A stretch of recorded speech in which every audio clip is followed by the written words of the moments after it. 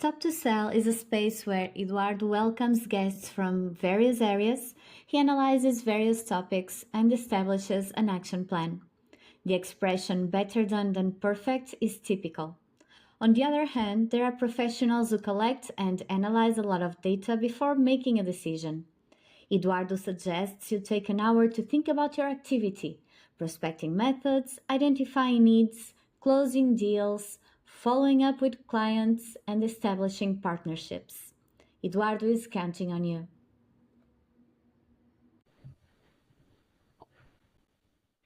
Welcome to episode 2 of Stop to Sell. I'm Eduardo Mota, and today I'm joined by Rubén Carvajal, a researcher in neurobusiness.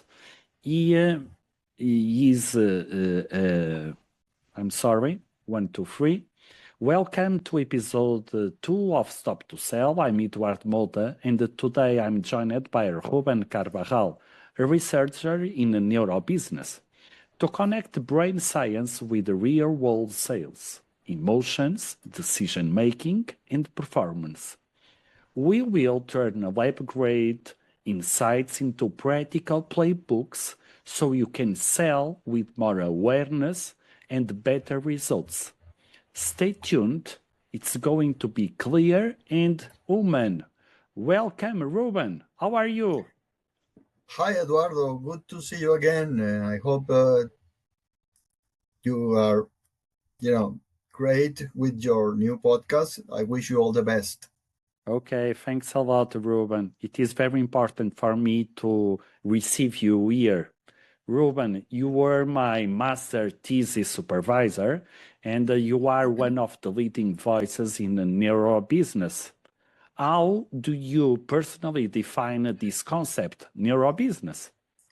Well, neurobusiness is an interdisciplinary field that applies all the knowledge and insight from neuroscience in the different fields of business like marketing, sales, and leadership, basically oriented to understand the brain process underneath decision-making, motivation, and trust.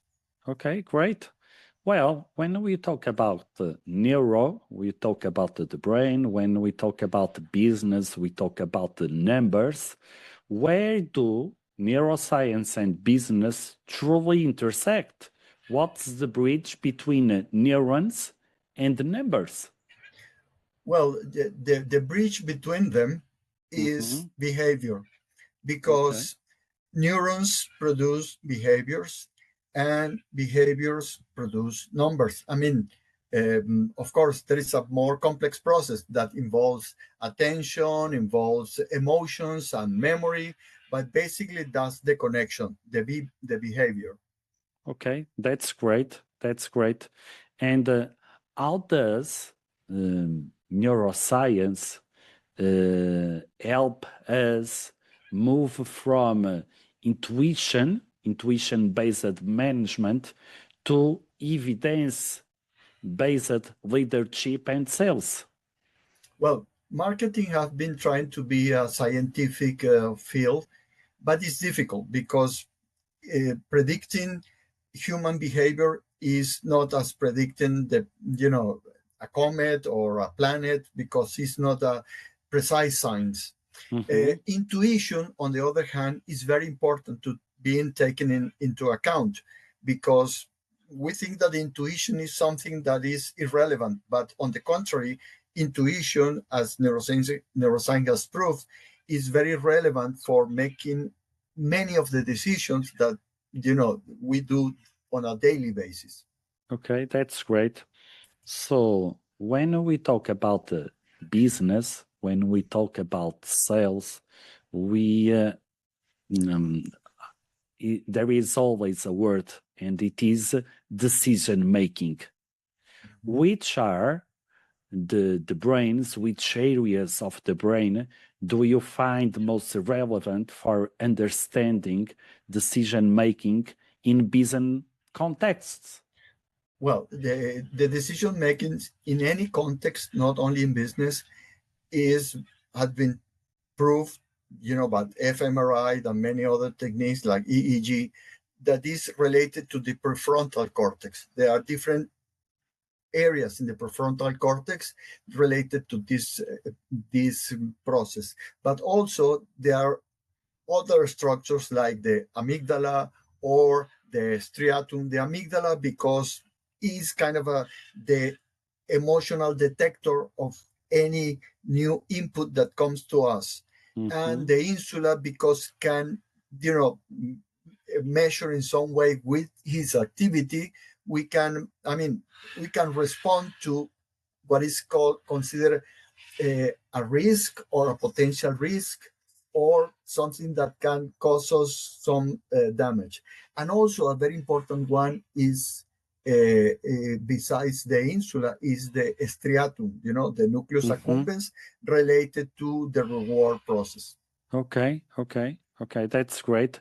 And now I remembered Portuguese neuroscience too, Antonio Damasio, when he talked about the emotion before or behind every decision making, right? Exactly. Antonio Damasio is one of the leading neurologists in the study of how the brain and the body interact. And he has been postulated something that I like very much, this sentence that says that rather than being the humans, uh, rational beings that feel, we are feeling creatures or sentient creatures that reason. So he gives the emotions a very important role in the process of decision making, because we are not cold entities.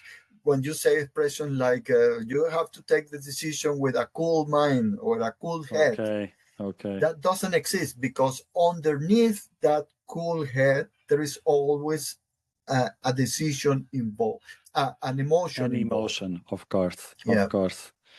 Well, there's something, well, it is very common. Many people still associate neuroscience only with emotions. And when we talk about sales and business, there is also a concept, and it is dopamine. Always people talk about dopamine in business, in sales. What are the biggest myths you encounter about how the brain drives behavior? Well, that what you say about dopamine is unavoidable, because once the scientific, discoveries are made public, it's normal that the common people, that are not specialists or expert in these fields, use those concepts, kind of a appropriation of these concepts to the cultural, the popular culture. Okay. The same happened in the time when Freud started in the last century with all these concepts about the unconscious, the libido.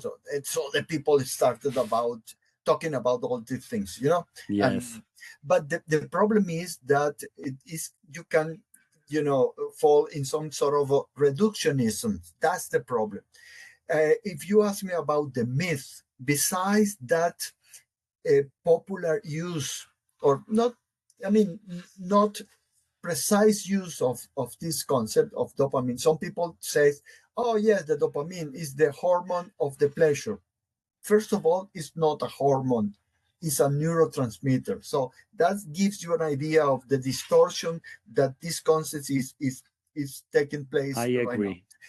But the other thing is what I consider the worst myth is what is called the buy button. There was this guy called Rainbow Say that gave this speech, and he have this book about the buy button, and that's a fallacy. There is not such thing as a specific region in your brain where if you stimulate it with some kind of a external stimuli, that the person is going to automatically go and buy your product. That's another fallacy. And the other is that concept of reptilian brain, the triune brain, that the train, supposedly we have three brains in our brain. That's another myth. Yes, and it is, unfortunately, there are three concepts that you present, but they are always, not always, but it is very common to be present when we talk about the neurosales or neurobusiness. And well, that's true. That's true, Rob. From your research, how does the brain actually evaluate value, risk, and the trust during a commercial decision? Okay. Without being a reductionist, that Mhm, is very typical nowadays to associate one specific behavior with one specific region of the brain.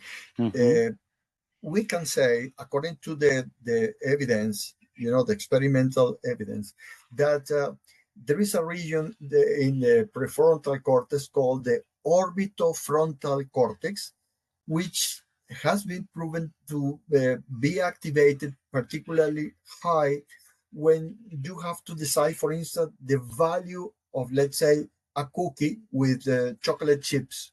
Okay, And then you are in the fMRI machine, and then you are asked, what value would you give to this size um, chocolate chip cookie? Then you have $1, $2, $3. So the process of assigning a value in your head depends in some way of this area. This area okay, receives inputs from many senses: visual, auditory, olfactory, etc. And then it it has some kind of a response to, let's say, to check, does it have chips, is it greasy, how about healthy. So you consider all the okay, possibilities for your health, for your wallet, if you're going to spend money. So finally, this value attribute is, according to this concept, is very subjective. So that's related to value.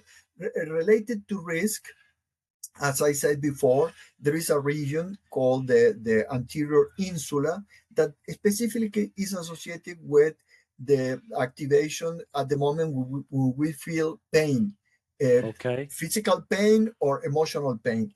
And having a risk, well, let's say the risk of investing money or expending your money in some way is a pain, because of there is course. a there is some pain that you have inside at the moment you have to spend that precious value that you have, that is called money.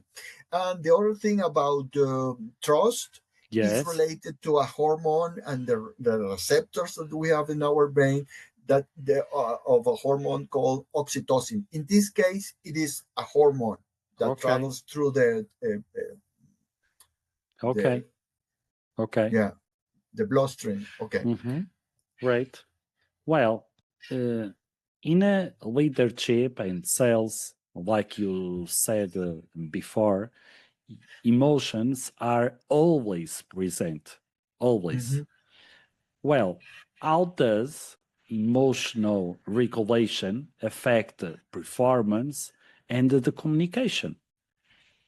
Well, there is this very old rule that says never take a decision if you are angry or if you feel sad or depressed, because Mm-hmm. decisions are going to be bad. Okay, that makes some sense because it can interfere with your decisions. But the opposite view, in which you said, no, the only good decisions are those that are taken with cool head, Okay. that's also false, because there is no such thing as a black or white decision. Mm-hmm. There is a kind of a gray scale in the process of decision. So I'm gonna say something that is gonna sound contraintuitive to many people, but we don't need to restrain our emotions. We don't need to feel shame that we feel emotions at the moment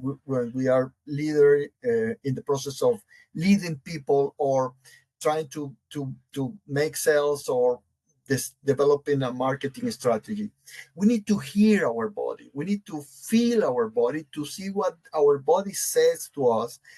Because as I said before, when we were talking about Damasio, we are sentient beings that reason, not reason beings that feel, Of course. always consider emotions at the moment when you are making a decision.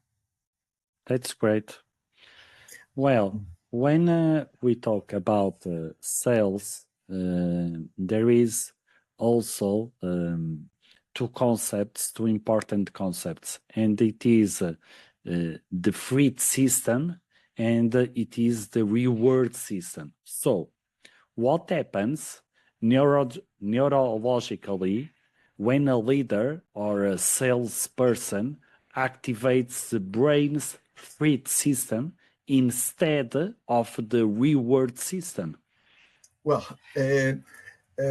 first of all, we don't activate those systems voluntarily. Those are completely unconscious and involuntary systems. Mhm. So the threat system, let's say when we perceive some threat on us, Mhm. if you are leading a company, and then all of a sudden you see that the value of the stocks in the stock markets is suddenly going down, at that moment you feel threat. You feel threat because your company is at risk. What happened inside your body? Well, you activate your fight or flight system. That's there is an axis that is started in the hypothalamus, and that is called the hypothalamus, hypophysis, and suprarenal gland that starts Okay. releasing cortisol. Cortisol is a hormone, or it's called the stress hormone, and that prepares you for the action.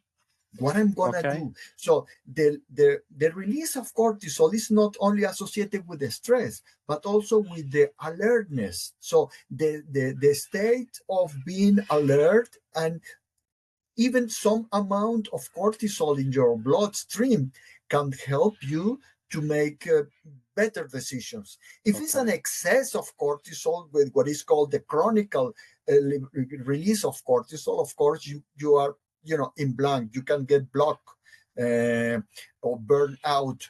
But Mhm. if you release a proper amount of cortisol, that is in our nature, especially for that, for preparing for that threat.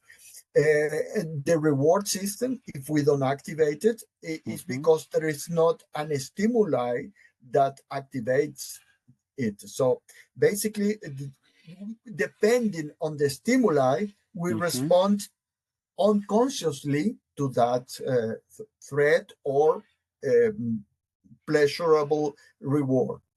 Okay, that's great, Ruben, and it is important um, for the sales business to the salespeople how to understand how they can behave and employ the trust with the customers.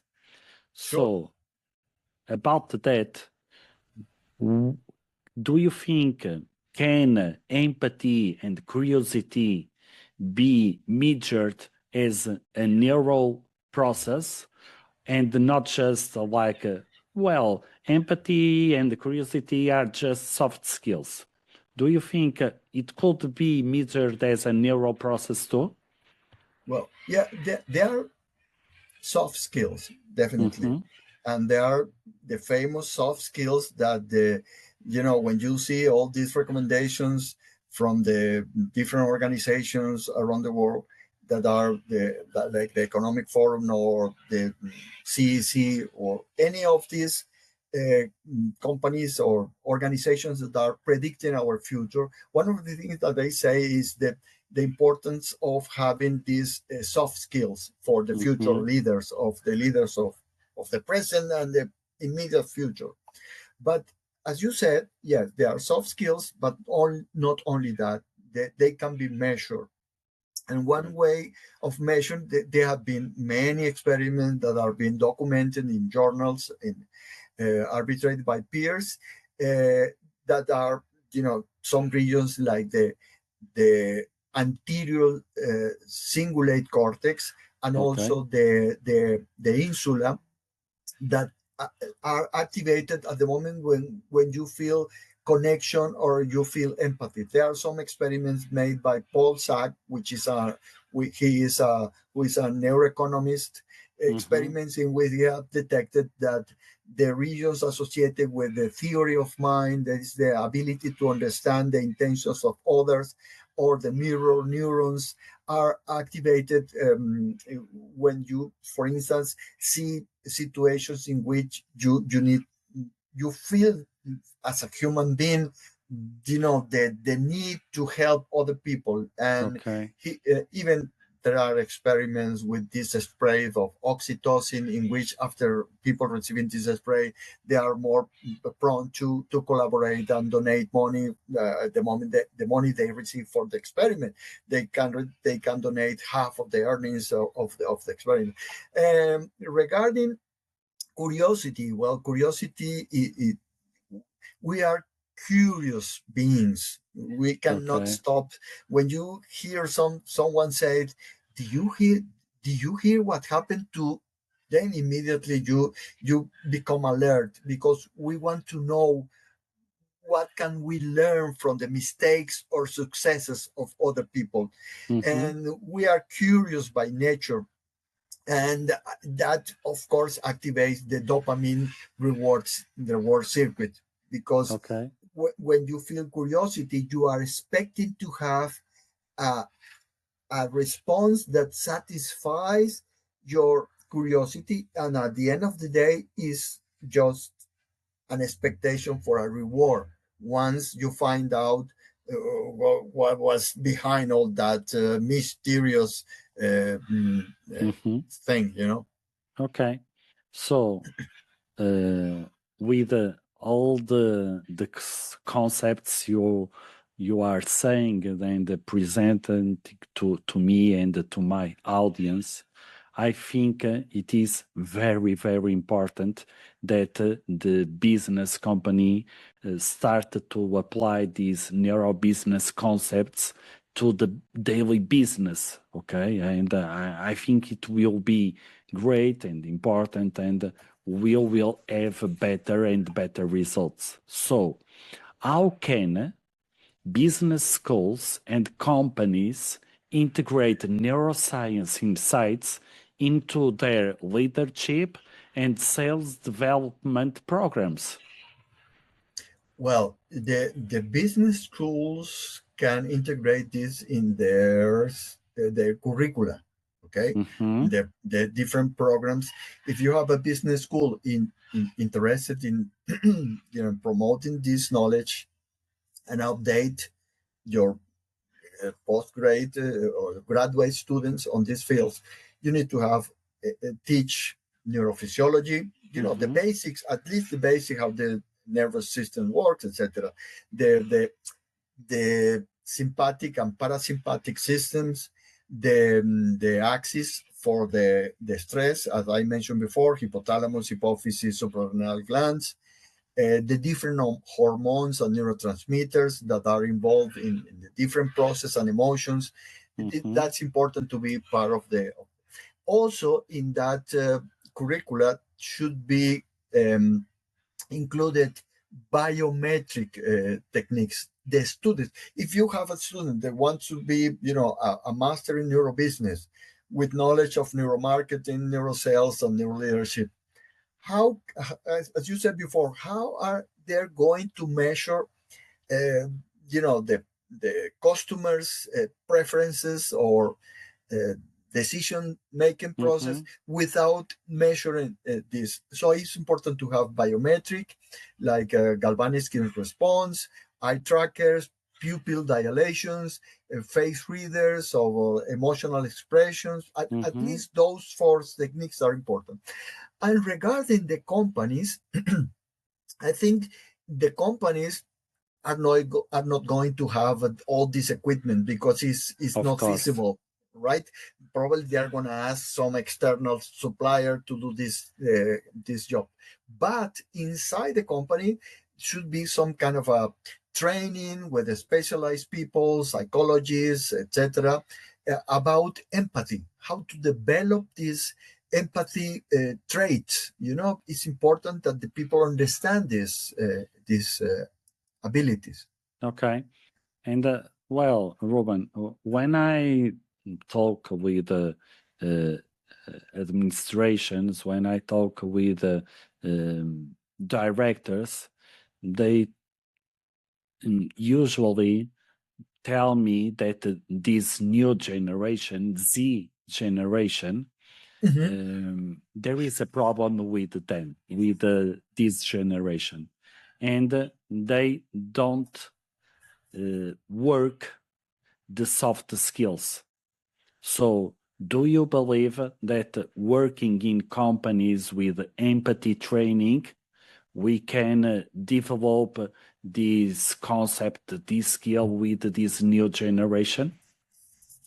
Well, first of all, for me, is kind of difficult to accept the idea that these Gen Z are, they lack of these empathy Mhm, skills.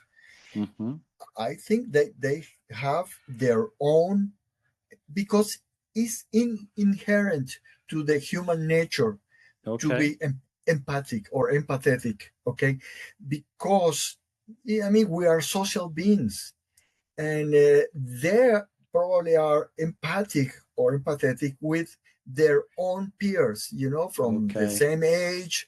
Or probably what is happening is that if depending the management need to evaluate exactly what kind of a target or public they are going to assign. Let's say they have a Gen Z sales person. Okay, you're going to sell this product to people that are 50 plus years old. okay, It's not going to work okay. because they have their own ways to communicate, and they know what language to use and what even body language to use, because it's a mixture of Mhm. body and textual languages. Yes. Well, if we look at organizational culture, and I'm talking about the mission, the vision, the values through a narrow lens, what patterns do you see that either enable or block innovation in the companies? Well, let's start by those that can block innovation. Okay. If you have a rigid culture, I mean, with a classical bureaucratic hierarchical organization, with Mm-hmm. the CEO is the only one with the correct decisions, and everybody depends on his or her approval. Mm-hmm. We're bad. Other bad strategy for leading or managing a company is based on fear, or Okay. in the lack of respect for the other people. No? I'm the manager, and then you are just my employees, my servants. That concept of an inhuman utilitarianism is gonna cause for sure a block of innovation, and probably the people is gonna leave the company sooner or later. If you want to enable innovation, which is that many companies are realizing that is the only way to succeed today, Mm-hmm. is even in the environment, not only the physical environment, but the emotional and human environment, the relationship environment can promote curiosity. There is one way. I recently wrote a paper for my university journal about the ways to improve creativity with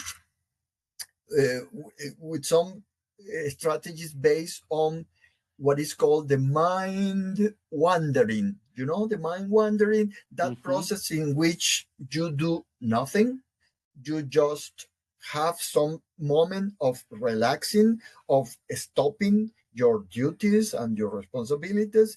And in that moment, those ideas in which you were thinking for hours or for days or weeks can come suddenly, because our brain has a network called the default mode network that is activated when we are wandering, when we are relaxed, doing nothing.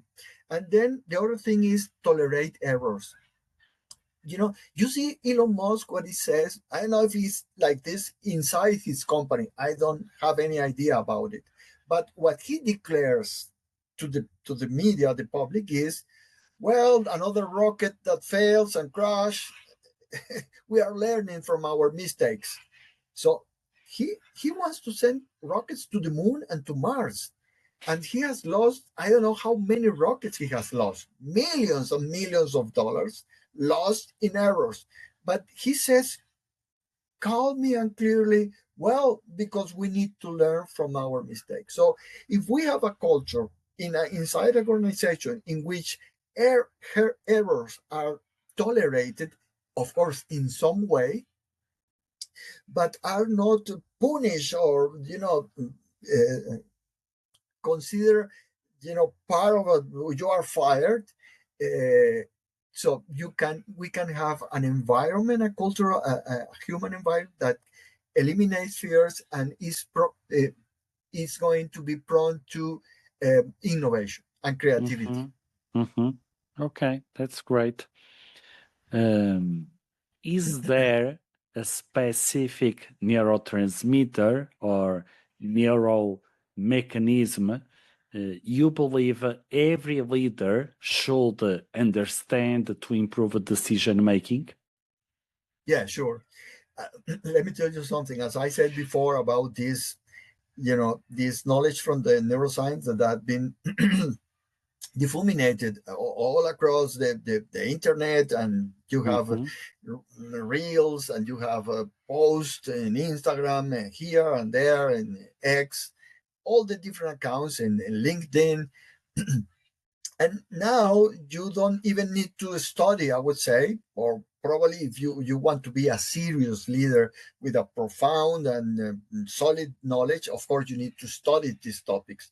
But yes, I think that to have an idea, the leaders should know that, for instance, dopamine is associated with rewards, and Okay. all of us wants to be rewarded. Oh, very good job, Eduardo. So congratulations, so you made it.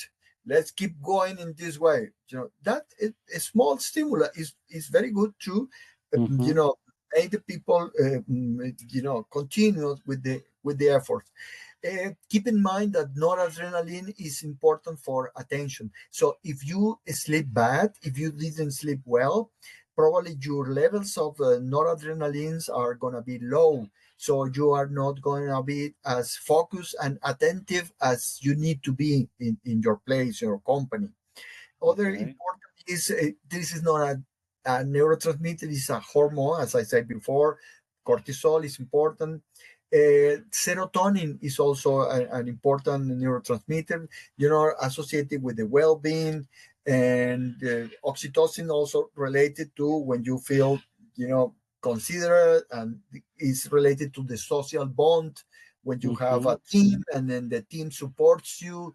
That's important. So I think that, yes, definitely a good leader today, actually, a neuro leader, as I called you, as I call this new concept of leader, should have this in consideration. Yes.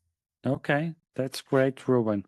Well, where do you see neurobusiness heading in the next 5 years? And what skills will become essential for professionals? Yeah.